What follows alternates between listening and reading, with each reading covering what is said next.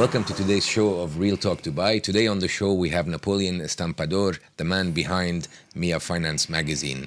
He'll tell you stories that you don't usually hear in finance boardrooms, and he has made headlines over the last 24 months at the very least. Nap, it's good to have you here, man. Thank you, George. How are you? All good, all good, all Yeah. good. Thank you for the invitation. Thanks for being here. So, the show has a few segments. The first segment is always about Napoleon, or Nap, as you prefer to be called, the person, right? So who's Nap? Who is he really outside of business, and so on and so forth. So why don't you tell us your story to the listeners, the story that people don't know. So where you were born, where you grew up, how did you come to Dubai, and so on and so forth. Yeah, I was born in the Philippines. So I came here in Dubai in 2004. So 2004, that time, there's no metro, there's no Dubai Mall, there's no Mall of Emirates. I came here on a tourist visa. So I started there same as everyone else. There's no email, so even applying for a job during that time, you have to go... It's paper CVs and paper resumes. Fax machines, man. So you have to you go to, knock on the door per office. Okay, we don't accept a resume here. They don't call that CV at the time. Then there's the fax number. You have to go to an internet shop to fax your CV. Yeah. So crazy time. So I started from there. And so you came here, you were looking for a job. Did you find a job? How long did it take you?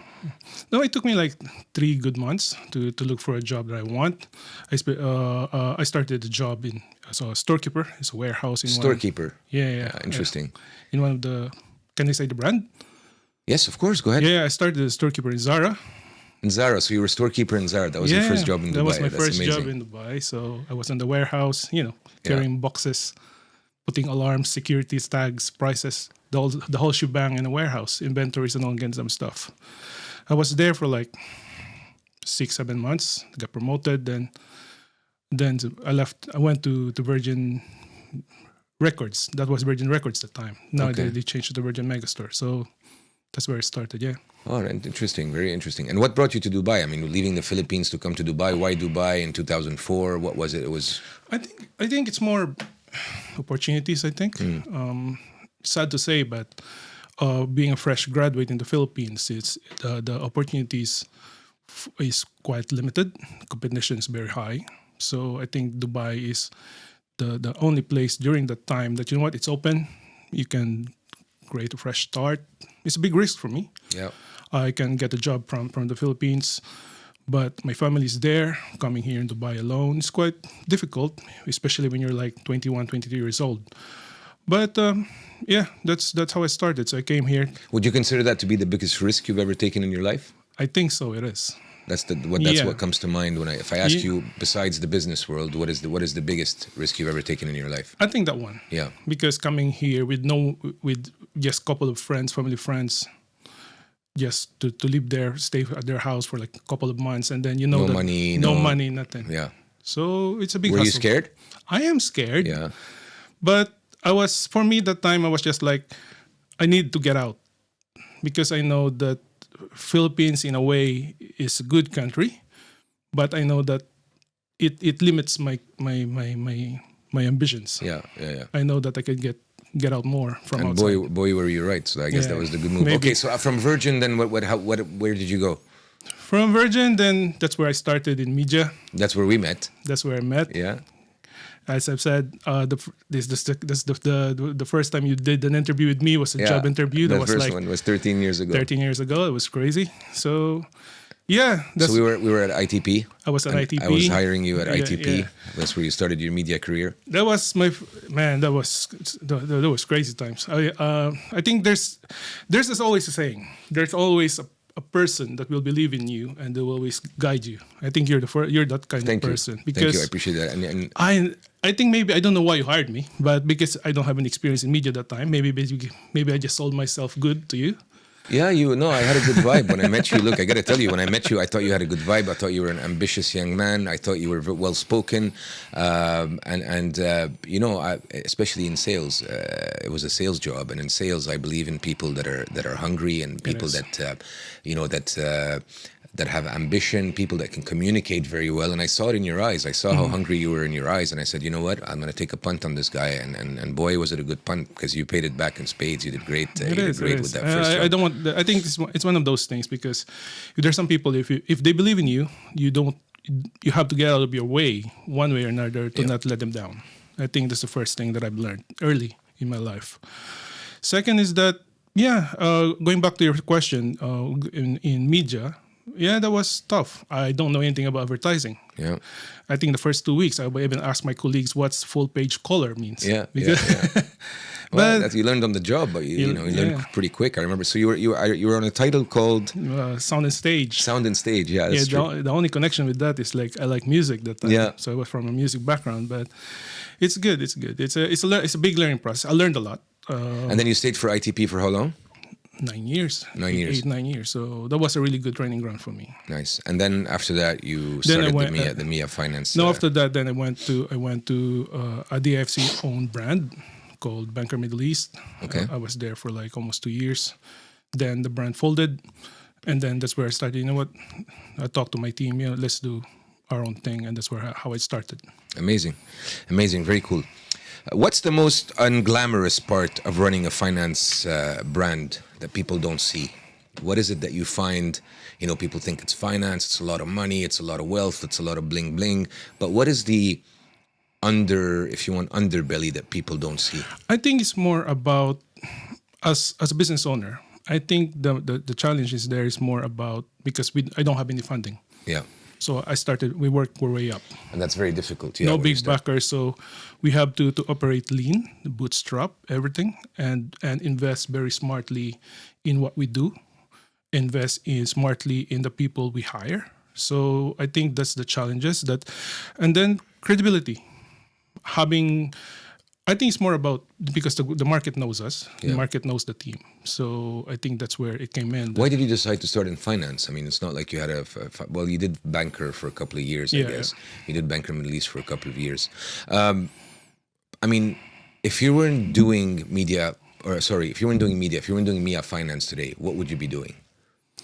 I think I'm still going to be in media. Yeah? I love advertising. I'm a salesperson. That's what I said, I can sell anything. So it's more about I'll be selling.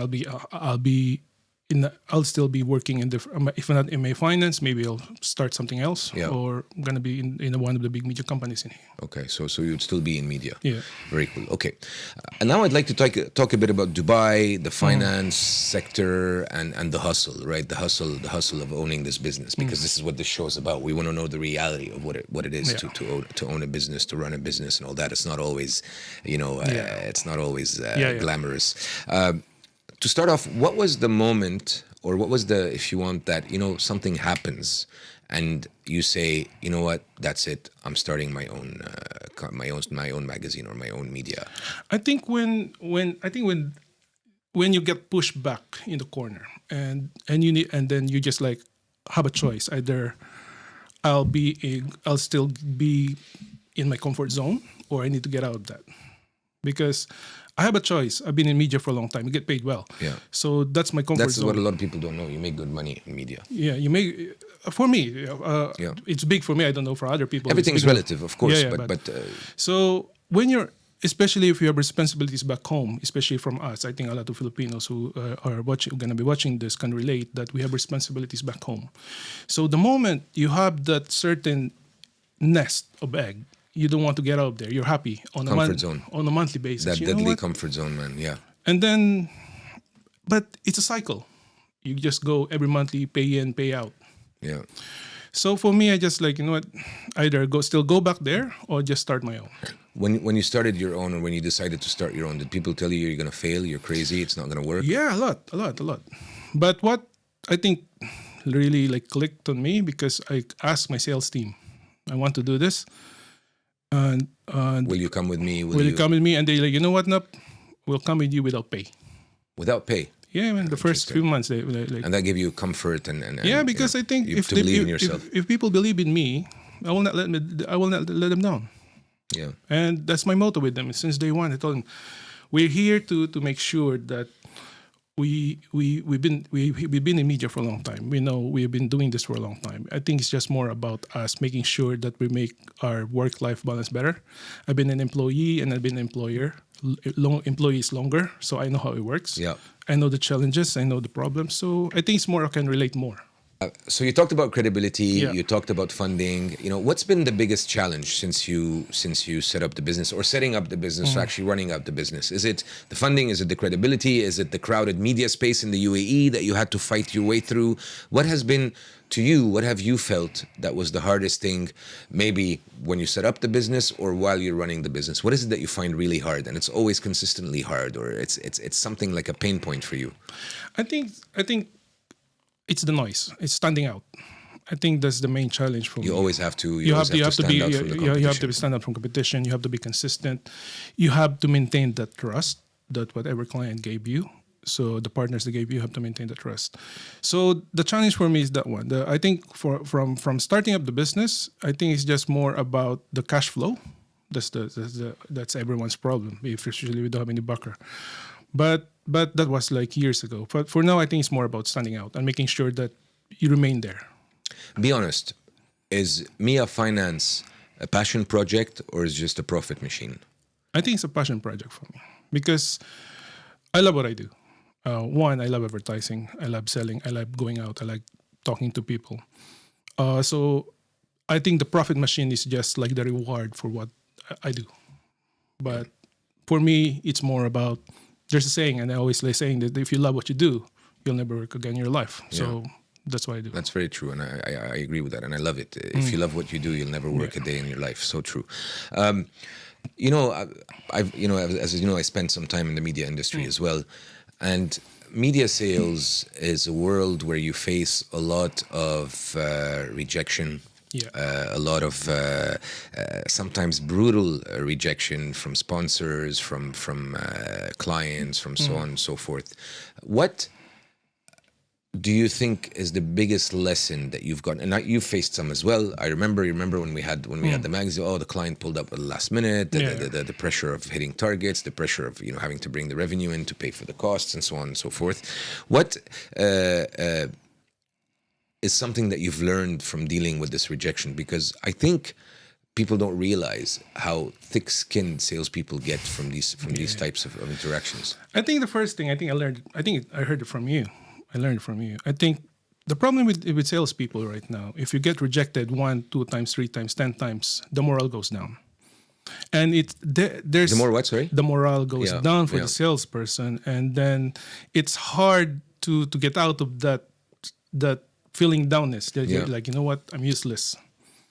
I'm failing. I'm failing. Yeah. But as what a wise man told me before, like, Nap, if you want to sell more, you have to get out of that hole. Yeah.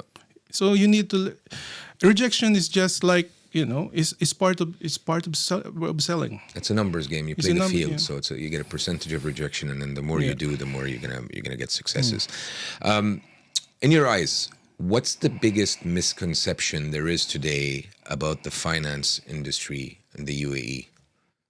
I think for me that the finance is closed and hard to access, because so it's not an elite boys club. No, type it's not, but I think people now get to realize that before, especially in Dubai, Dubai is about glitz and glamour, and the finance there is closed. And no, I think Dubai or the UAE itself is one of the most regulated and forward-looking, let's say, finance hub in the region. Is fully backed by the government, from the IFC to Central Bank of UAE. So I think it's more about the ecosystem. The ecosystem is very inclusive, and even the government supporting the SMEs, from the fintechs to startups, alongside with the big banks. So I think that's So your MEA Finance is a monthly magazine. How many issues have you done so far? Do you know? Like more or less. More than 50. More than 50. Which one particular issue has been memorable for you? Whether it was because it was fun to write, Maybe it's because it was the first one. Maybe because the person on the cover was really somebody exciting to have on the cover, a big name or something like that. Which one particular, or one or a few that stand out and that you will always remember having worked on and be proud of that particular issue? I think let's start with the be proud. I think it's just me being sentimental, but I think I'm proud of Please, that's what this show's about. It's George called being Real on the Talk. cover. That's very nice of you. That's very nice to say that. Having my boss, like my ex-boss, to be on the cover, it's like more nice of an of you. honor. So it's a plus. It's more about friendship. It's more about respect. Well, Thank you. And it's mutual. And I think it's more about you as well. I think our readers should know more about what you do and what the company and what's expertise as well. What can you offer in the market? I think that's one. The second one is, I think the first issue is always the first issue, because that time is smack in the middle of COVID. Oh, in the middle of COVID, first issue. So the first issue is, it's more about getting the interviews, getting the interview come in on time, having make sure the print run prints on time that time, and once you hold that first issue in your hand, it must be such a proud man, it moment. was sentimental. Of course. I've closed hundreds of issues in my career in media, Yeah. but because it's totally different when it's your own magazine that you close. You sign up from the printer. Yeah. The proof comes in. This is the paper quality, because it's the process. Yeah, of course. Yeah. So the first issue. I can imagine that was really fun. Okay, thanks for that. Thanks for sharing that. So in the next segment, I'd like to talk about the future of money and media, and especially in this part of the world, and in Dubai, in the UAE. Where do you see, I know you spoke about it briefly, but where do you see Dubai's finance ecosystem in the next 10 years? You said that the government was quite involved, that the regulatory space is quite good, at par with world standards, and so on and so forth. How do you see the whole finance world in Dubai progressing in the next 10 years? I think I mentioned it briefly earlier, but I think UAE is the message for UAE is that in the next 10 years, still going to be like the world financial hub leader, or the number one for financial hubs. Do you think they can? Do you think this can become the number one financial hub in the world? I think they can, and I think they're on their way now, or if not, actually, it's a very good point, because I have a lot of my banker friends that tell me that they're getting deals on their desks that they never used to get before. These are people that have been here for 20, 30 years. They say, we're getting New York type deals, London type deals that are landing on our desks. So there is actually something like that happening. Yeah. Interesting. And you think in the next 10 years, Dubai can become the financial hub of the world? Yeah. Okay, that's very, very cool that you think that. What's one unspoken truth about money in Dubai that nobody talks about? You mentioned before that finance is a world that people think is closed. Yeah. In terms of that space, can you elaborate a bit on why it's actually not that closed, or why you think that people think it's closed and it's actually not closed? No, because I think the ecosystem is very inclusive.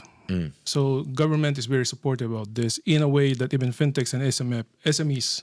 You think it's fairly easier for fintechs and SMEs and all that to integrate into the financial sector here than in other places? I think so, because but there's a lot of support from local banks in here. I think that's the main reason. That they can get access to that ecosystem.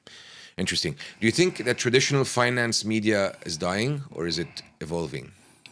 I think it's evolving. So like the Financial Times or all these... No, I think finance and media will continue. It's evolving in a way that it will continue to converge, in a way that financial institutions now must act like content creators to become to build more trust. And it's interesting you say that, because I was talking, one of the shows we did was with Chris Fade, and I asked him the question, do you think radio is dying? And he said, look, it's not that radio is dying. The numbers in radio are actually bigger than they ever were.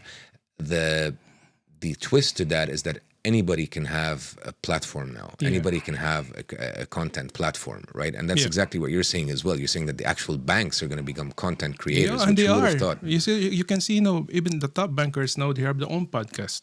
Really? They're talking about certain segments in banking. So that's why I said, it will not die. It will continue, especially in finance media, it will continue to converge in a way that even the financial institutions have to be a content creator in a way to build more trust. And push content and push content information. Because by the end of the day, they want to make sure, especially with high competitions right now in the market, they have to ensure that their clients are are what you call is comfortable with what they're doing, and they have this what you call this.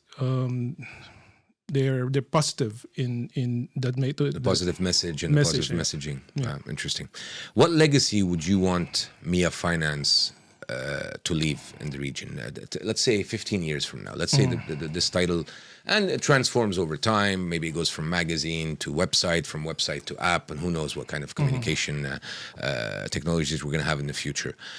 What, when you're 60 years old or 70 years old, and you're retired in the Philippines with your millions, hopefully, what is it that you would like people to remember the title being, right? Like if you ask, the big titles in this city, like What's On, Time Out, some of the, Emirates Today, whatever it is, these all leave a legacy, right? These are titles that everybody knows about. What would you like people, and in your case, it wouldn't probably be the regular consumer because you're more of a B2B title, but what would you like people from the industry to remember MEA Finance as? I think for me, legacy is not measured on the profits alone. It's more about us for the last lots of years shaped the trust and created opportunities and elevated the regional voice globally. Yeah. So I think the legacy for us is for more to help the market, help them raise their voice, and they remember us that we help them as well. Yeah. Because the main purpose of MEA Finance that it was established and differentiates from other brands is that we actually gave chance to the market to tell what they want to tell. You democratized the media, the finance media. In a way, we because we don't have fancy editorial articles write up. If we do raw interviews, so you're a window for the finance industry to be able to express what they want. Sometimes we have topics, and we interview the 5 people with the same questions, but you'll be surprised different answers from 5 people. So that's what we do. That's nice. So we create opportunities and make sure that Yeah. So I think a showcase for people from the industry to be able to showcase, especially in the finance market, that is a very small community. I think it's more for us. The legacy that I want is to be left behind is more that we will be remembered in a way that we help them raise their voice. Nice, interesting. That's a nice one. What advice would you give to a young guy today that wants to get into the media world? A guy that wants to either start a website or a magazine, and call it a 30-year-old. You were probably 30 when you started this, or around that age. Yeah. And and he says he's talking to his friend. They're sitting at dinner. He's like, what? Let's start a media title together. What advice would you give to them? I think the first one is going to be resilient, be thick-skinned, be you need to learn how to adapt. Learn to face the rejections. I think that's the most important thing, because in media, rejection is the biggest enemy. And once you learn how to overcome that, then rejection is your friend. Because as a saying, to be a salesman, the moment your client says no, that's when your job starts. Yeah. So that's one. Be resilient. Second is relationship. Success is always built on trust. And once you promise something, you have to deliver it one way or another. So don't promise if you can't deliver. I think the third one is stay authentic. I think just be you. Just be who you are. I think people buy people. I like that. Yeah, people do buy people. So I think it's more about they'll trust you more if you're being authentic. It's either going to be selling a piece of a suit or a car or a house. But people trust you more if you're being authentic. Yeah, I agree with that, and I've always been that when I was in sales, and that's always worked very well for me. We're gonna end this, Nap, with one final question, and it's an open question, and I'm sure you have an interesting answer to that. I want you to finish the sentence.